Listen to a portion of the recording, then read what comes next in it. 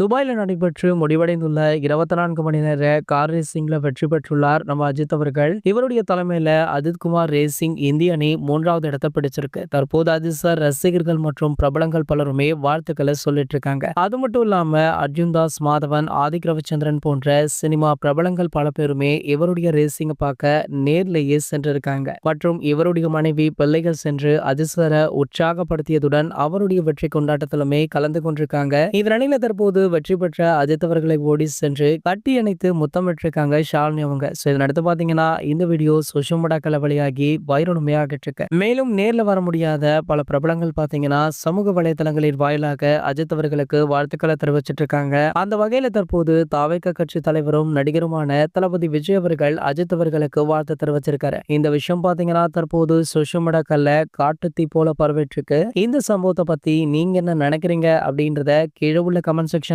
Comment பண்ணிட்டு நம்மளுடைய Tamil news express சேனலை மறக்காம சப்ஸ்கிரைப் பண்ணிக்கோங்க.